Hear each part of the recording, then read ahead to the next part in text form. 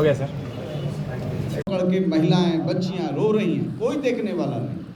हमारी पार्टी के लोग डे फर्स्ट से खाना खिला रहे हैं, खाना भी इन लोगों से नहीं जुट रहा है, अनाज भी नहीं दे सकते। इनका आपदा विभाग क्या है?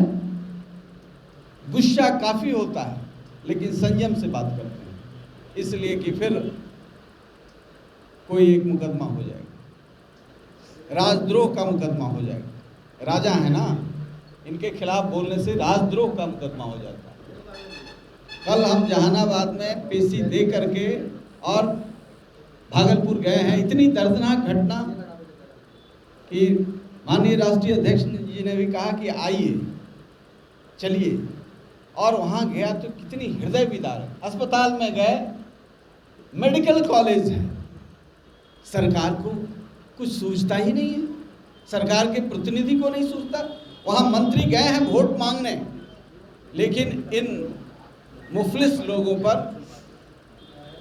मकान बगल में है, थाना दो बॉर्डर पर है, 100 मीटर की दूरी पर, और ये अवैध व्यापार वहाँ थाना को पैसा दे करके 20 साल से चल रहा है। 2002 में 4 लोग मारे गए थे, इस बार 15 लोग मारे गए, फिर भी सरकार के कान पर जू नहीं रहेंगी। मेरा विषयांतर हो जाएंगे। मेरा कहने का मतलब ये है कि आज गरीबों को देखने वाला कोई नहीं है।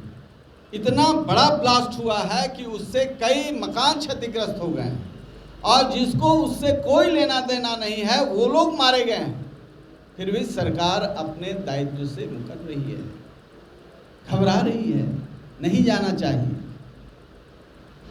ये स्थिति है राज्य की, और ऐसे में यह चुनाव है, आपको विवेक से निर्णय लेना है।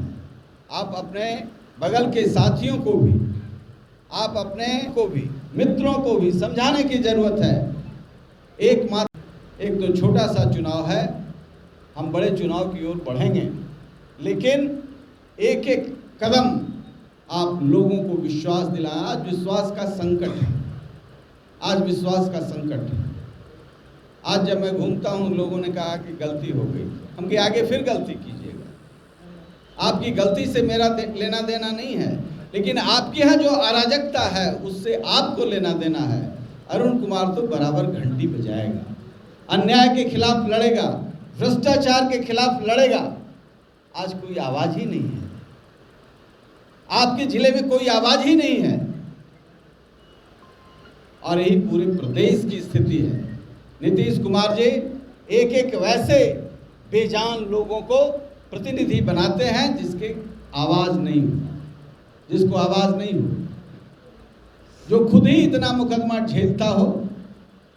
हालांकि मुकदमा आज हम भी झेल रहे हैं, हर तरह का मुकदमा झेल रहे हैं। अभी कहा कि उस राजद्रोह का मेरे ऊपर 153A लगाया है बिहार की पुलिस ने, राजद्रोह। कल ही हमने पेशी दिया है, न्यायपालिका न्याय देगा, हमें पूरा विश्वास है।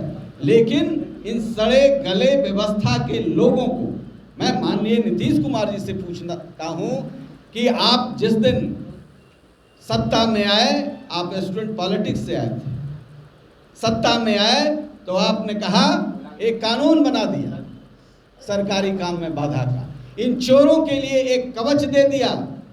पहले माले के लोग, पहले बसपा के लोग, पहले समाजवादी पार्टी के लोग, लोजपा के लोग सड़क पर निकलते थे, भ्रष्टाचारियों के खिलाफ आवाज उठाते थे, लेकिन आज आपने एक कवच दे दिया, इन भ्रष्टाचारियों को पहना दिया एक कवच कि आप बोल नहीं सकते, बोलिएगा तो जेल जाइएगा। इसलिए हमारी सरकार होगी तो पहला कानून इसको रत्ती की टोकरी में कूच कूच करके हम लोग देंगे। ये जनता की आवाज पर एक कहर है। ये जयप्रकाश जी का नाम लेते हैं, लोहिया जी का नाम लेते हैं, कर्पूरी ठाकुर का नाम लेते हैं, ये जनवादी नेताओं का नाम लेकर के और अफसरों को ऐसा चोंगा पहनाते हैं। ये भ्रष्टाचार से लड़ रहे हैं। जो इनके यहाँ पैसा नहीं पहुंचाता है वो अफसर जेल जाता है, और जो मजबूती से इनके छाती पर चढ़ करके लूटता है और हिस्सेदारी देता है। अभी आपने देखा जहानाबाद नहीं, मुजफ्फरपुर में अरवल में नहीं, मुजफ्फरपुर में एक पदाधिकारी 1 करोड़, एक इंजीनियर 1 करोड़ रुपए के साथ पकड़ा गया और उसने कहा यदि 12 घंटे के अंदर नहीं छोड़ोगे तो पोल खोल देंगे। कहाँ कहाँ यह पैसा जाता है। नीतीश कुमार जी, पोल खोलने के डर से आपने 12 घंटा नहीं 8 घंटे में थाने से उसको छोड़ दिया, लेकिन मामूली एक गरीब आदमी, लत जिसको आपने लगाया था, जिसे आपने पियक्कड़ बनाया था, वह एक घूंट दारू पी लिया तो जेल में सड़ रहा है। लाखों लोग जेल में सड़ रहे हैं। सुप्रीम कोर्ट ने, माननीय सुप्रीम कोर्ट ने जो टिप्पणी दी है, इनके जो वकीलों को डांटा है, कहा है कि आपने राज्य को में एक ऐसा कानून थोपने का काम किया है जिसके लिए आपके यहाँ कोई व्यवस्था नहीं है, संपूर्ण अराजकता है और न्याय देने की बात तो छोड़ दीजिए, अन्याय हो रहा है। ऐसी स्थिति में इस राज्य में राजनीति को जड़ से समाप्त करने वाली इस हुकूमत के साथ आपको लड़ना होगा। और इसी में एक प्रतिनिधि के तौर पर हम लोगों ने एक छोटा चुनाव जो अभी 24 सीट पर हो रहा है, हम गया से भी लड़ रहे हैं और कई जगहों पर और लड़ रहे हैं। तो गया का दायित्व मेरे ऊपर ज़्यादा है, इसलिए मैं बार बार आ रहा हूँ। बेला में भी, गया में भी, गुरारू में भी, परैया में भी मैं मीटिंग कर चुका हूँ और फिर आऊँगा। इसलिए आपसे अनुरोध है कि मीडिया के साथियों के माध्यम से हमारी बात अरवल के जन जन तक जाए, कोने कोने तक जाए, ताकि कम समय में वे अपने वोट का सही मूल्यांकन कर सकें और वोट दे सकें। अब आपको कुछ पूछना हो तो। तारीख को नामांकन है, बतलाना भूल गए थे।